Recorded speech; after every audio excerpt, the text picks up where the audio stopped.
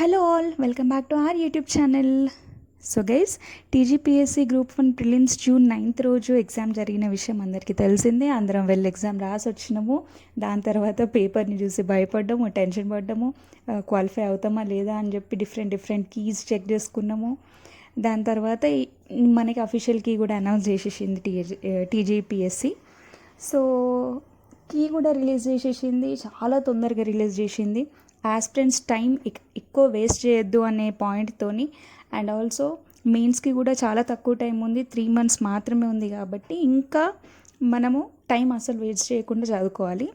Prelims వరకు చదివింది, effort పెట్టింది ఒక ఎత్తు అయితే, మెయిన్స్కి ఇంకెక్కువ చేయాలి, ఎక్కువ ఎఫర్ట్స్ పెట్టాలి. అండ్ ఈ వీడియోలో మనం కంప్లీట్గా ఎక్స్క్లూజివ్గా గ్రూప్ 1 మెయిన్స్ గురించే మాట్లాడుకుందాం. అట్లాగే ఒక స్ట్రాటజీని కూడా బిల్డ్ చేసుకుందాం. గ్రూప్ 1 మెయిన్స్ ఏంటి అని అంటే, ఇప్పుడు కీ వచ్చిన తర్వాత ఎవరికైతే 60+ వచ్చినాయో నన్ను అడిగితే కంప్లీట్గా మీరు ఆన్సర్ రైటింగ్ పైన మెయిన్స్ ప్రిపరేషన్ స్టార్ట్ చేసేయండి. ఎందుకు ఇంత కాన్ఫిడెన్స్గా చెప్తున్నా అంటే, గ్రూప్ 2కి చదవాలన్నా, గ్రూప్ 1 మెయిన్స్కి ప్రిపేర్ అవ్వాలన్నా అని చెప్పేసి 60+ వచ్చిన క్యాండిడేట్స్ అందరికీ ఒక డైలమా ఉంటుంది బ్రెయిన్లో. సో ఈ టైంలో మన బ్రెయిన్ ఏంటి అంటే, నెగిటివ్ మైండ్ సెట్కి ఎక్కువ అప్రోచ్ అవుతుంది, నెగిటివ్ మైండ్ సెట్కి ఎక్కువ అట్రాక్ట్ అవుతుంది. యాంగ్జైటీ కానివ్వండి, ఈగో, క్యూరియాసిటీ, స్ట్రెస్, డిసప్పాయింట్మెంట్, ఇట్లాంటివన్నీ ఎక్కువ మన బ్రెయిన్ ఇప్పుడు క్యాచ్ చేస్తుంది అనమాట. ఈగో ఎట్లా అంటే, అరే నాకంటే నార్మల్గా చదివే వాళ్ళు, నాకంటే తక్కువ చదివే వాళ్ళకు కూడా స్కోర్ ఎక్కువ వచ్చింది, నాకు తక్కువ వచ్చింది అని, జస్ట్ టైంపాస్కి వెళ్ళి రాసిన వాళ్ళకు కూడా గెస్తోని మార్క్స్ వచ్చేసినాయి అని చెప్పి, లేదా ఎక్కువ స్కోర్ వచ్చింది మనకి రాలేదు, మనం అనుకున్నంత రాలేదు అని చెప్పేసి ఫీల్ అవ్వడము, లేకపోతే అసలు నేను క్వాలిఫై అవుతానా అని చెప్పేసి భయపడి స్ట్రెస్ తీసుకోవడము, ఇంట్లో వాళ్ళు మళ్ళీ పెళ్ళి లొల్లి గోల చేస్తారేమో అని చెప్పేసి అదొక భయము. ఆ భయంతో మళ్ళీ చదువు పైన ఎఫెక్ట్ పడుతుంది, ఇంకా స్కోర్ చేయలేమనే డిసప్పాయింట్మెంట్. ఇవన్నీ నెగిటివ్కి ఎక్కువ బ్రెయిన్ క్యాచ్ చేస్తుంది. కాబట్టి మన బ్రెయిన్లో ఇవన్నీ ఇప్పుడు రన్ అవుతున్నాయి. కాబట్టి ఇవేం ఆలోచించకుండా 60+ ఎవరికి వచ్చినా కూడా ప్రాక్టీస్ చేయడం స్టార్ట్ చేయండి. ఎందుకు ప్రాక్టీస్ చేయండి అని అంటున్నా అంటే, almost all 90% of syllabus, 95% of syllabus group 1 ప్రిలిమ్స్లో ఉన్న syllabus equal to group 2. So మనము ఎందుకు టైం వేస్ట్ చేస్తున్నాం అనుకోరాదు, లేదా ట్రాక్ తప్పుతున్నాం అనుకోరాదు, ఏముండదు. కాబట్టి ఈజీగా ప్రిపేర్ అవ్వచ్చు. రైట్, ఈ వీడియోలో కంప్లీట్ గ్రూప్ 1 స్ట్రాటజీ గురించి మాట్లాడుకుందాం అండ్ డిస్కస్ చేద్దాం. లైక్ ఎట్లా ఏంటి అని చెప్పేసి, ఎట్లుంటుంది ఏంటి అని చెప్పి. గ్రూప్ 1 మెయిన్స్ అనేది మనకి ఫస్ట్ టైం అవుతుంది. ప్రిలిమ్స్ లాగా 2 to 3 times ఏం అవ్వలేదు. సో ఫస్ట్ టైం కాబట్టి, తెలంగాణ ఫార్మేషన్ అయిన తర్వాత ఫస్ట్ ఎగ్జామ్ కాబట్టి మనకు ఆ పేపర్ ఎట్లా ఉంటుంది ఏంటి అనే పంచాయితీ తెలియదు.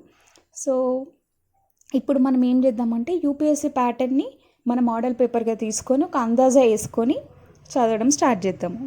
అదొక రిఫరెన్స్ అని చెప్పేసి అనుకుందాం. లైక్ మోడల్ పేపర్ అనుకుందాం. సో దాని ప్రకారంగా ఆన్సర్ రైటింగ్ ఎట్లా ప్రాక్టీస్ చేయాలి, దానికి ఏమేమి ఉంటుంది, ఎట్లా అని చెప్పేసి డిసైడ్ అవుదాం. రైట్, అయితే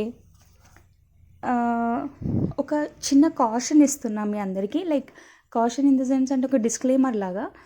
ఈ వీడియో కంప్లీట్ బిగినర్స్కి.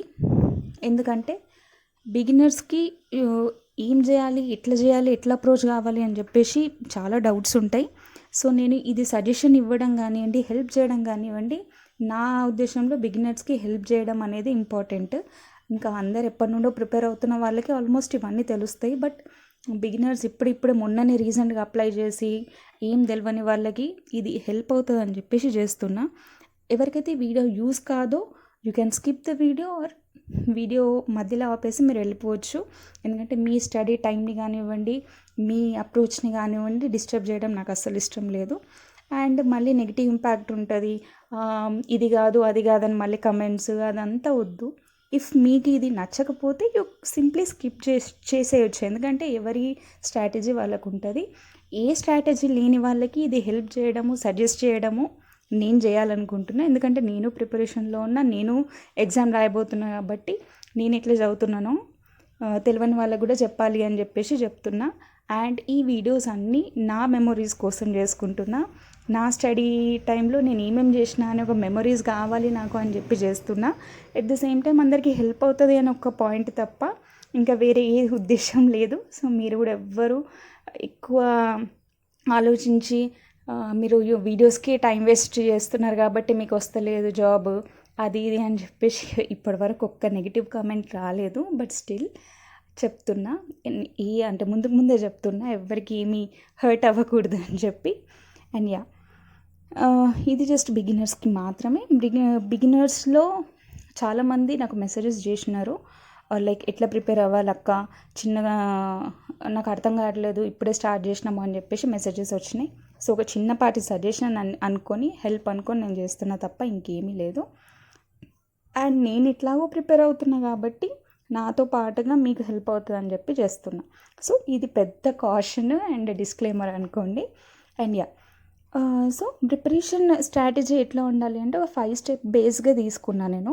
ఫస్ట్ స్టెప్ ఏంటి అని అంటే మనం చేయాల్సింది మన సిలబస్ కాపీని ఖచ్చితంగా ప్రింట్ తీసుకొని సిలబస్ కాపీని పెట్టుకోవాలి. అండ్ ఒక 5 times ఆ సిలబస్ కాపీని గట్టిగా చదవండి. ఇది first and the foremost thing. Next దాని తర్వాత మనకి 6 papers ఉన్నాయి కదా, ఏ పేపర్కి ఎంత టైం కేటాయించాలో, ఎంత రివిజన్ చేయాలి, ఎంత ప్రాక్టీస్ చేయాలి, ఎన్ని మార్క్స్ రాయాలి అని చెప్పేసి ఒక బేసిక్ అనలైసిస్ చేసుకోండి. స్కెడ్యూల్ చేసుకోండి మీ టైంని, దేనికి ఎంత కేటాయించాలని. ఎందుకంటే కొందరికి ఆల్రెడీ పాలిటీ రివిజన్ అయిపోయి ఉంటుంది, దానికి తగ్గట్టుగా ఆన్సర్స్ రాయండి. కొందరికి హిస్టరీ మొత్తం అయిపోయి ఉంటుంది, కొందరికి భయం అవుతుంది, కొందరికి జాగ్రఫీ అయిపోయి ఉంటుంది, కొందరికి భయం అవుతుంది. అట్లా మన క్యాపబిలిటీస్ని బట్టి ఏ పేపర్కి ఎంత ఇవ్వాలి అని చెప్పేసి అనలైసిస్ చేసుకొని దానికి అంత టైం ఇవ్వండి, అంత స్కెడ్యూల్ చేసుకోండి. నెక్స్ట్ ఇప్పుడు మనం కంప్లీట్గా టైం పైనే ఫోకస్ చేయాలి. ఇది థర్డ్ థింగ్. కంప్లీట్గా టైం పైనే ఫోకస్ చేయాలి అంటే మనకి 3 hours ఉంటుంది కదా ఎగ్జామ్. ఆ 3 hoursలో మనకి ఇచ్చిన క్వశ్చన్ పేపర్ అంటే ఎన్ని క్వశ్చన్స్ రాయాలో అన్ని క్వశ్చన్స్ రాసేయాలి ఆ 3 hoursలోనే. ఇప్పుడు మన ప్రిలిమ్స్లో లాగా బబ్లింగ్ ఏమి ఉండదు కదా, ఆన్సర్ మనం ఆలోచించాలి, దాన్ని ఎగ్జిక్యూట్ చేయాలి, దాని తర్వాత ఇంకా స్టాండర్డ్ని పెంచాలి. ఎవాల్యుయేటర్కి ఇంకా అట్రాక్ట్ చేయాలి మనం. ఫ్లో చార్ట్స్ కానివ్వండి, మ్యాప్స్ కానివ్వండి, డయాగ్రామ్స్ కానివ్వండి, ఇట్లాంటివి అన్నీ వేసి చాలా పెద్ద పంచాయతీ ఉంటుంది దీంట్లో. అందుకే మనం D1 ప్రిపరేషన్ నుండి ఇవన్నిటిని దృష్టిలో పెట్టుకొని చదువుకోవాలి, రైట్.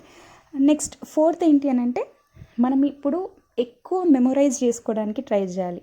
ఫ్యాక్ట్స్ కానివ్వండి, కాన్సెప్ట్స్ కానివ్వండి, కరెంట్ అఫైర్స్ కానివ్వండి, కంటెంట్ తక్కువ చదివి ఎక్కువ గుర్తుంచుకోవడానికి ట్రై చేయాలి. ఎందుకు ఇట్లా అంటున్నా అంటే, for example objective type paper ఉంటే మనం కొంచెం చదువుకొని ఓకే ఇది కావచ్చు అని గెస్ చేసినా కూడా మనకు అర్థమైపోతుండే. కానీ ఇప్పుడు అట్లా కాదు, మనం అది రాయాలి ఖచ్చితంగా.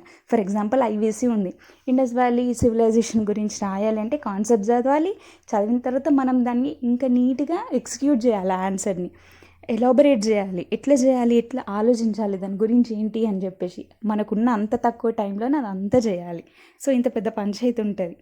సో ఇట్లా ప్రిలిమ్స్ లాగా గెస్ట్ చేసి పెట్టేది ఉంటాయి కనుక ఈజీ ఉంటుంది, కానీ ఇట్లా ఉండదు కదా. ఇప్పుడు మనకున్న నాలెడ్జ్ని, టాలెంట్ని, స్కిల్ని మొత్తం పేపర్ పైన పెట్టాలి, రైట్.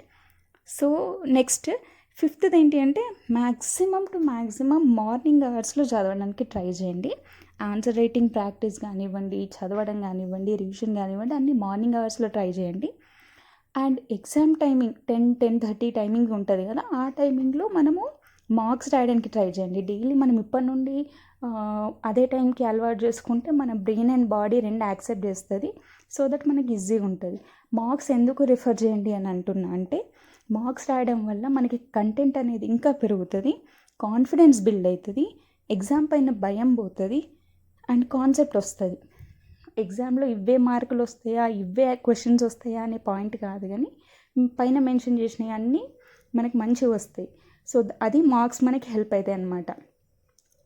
ఈ 5 points ఏంటి అని అంటే, ఈ 5 points గుర్తుంచుకుంటే మన ప్రిపరేషన్ని స్టార్ట్ చేయడానికి మనకు కొంచెం ఈజీ ఉంటుంది. ప్రిపరేషన్ స్టార్ట్ చేయాలి అని అన్నారు అంటే, డిసైడ్ అయినరు అంటే ఫస్ట్ ఈ 5 points గుర్తుంచుకోండి. మెయిన్స్ ప్రిపరేషన్లో మీకు ఆల్మోస్ట్ Group 2 టాపిక్స్ అన్నీ ఉంటాయి కాబట్టి రివిజన్ ఈజీగా అయిపోతుంది. సో భయపడాల్సిన పని లేదు. Group 1కి ప్రిపేర్ అవుతున్నాం, Group 2 ఎట్లా అని ఆలోచించి భయపడాల్సిన పని లేదు. So be positive, stay healthy, All the very best. I hope you like the video. Please do like, share, comment and subscribe to my channel. Thank you.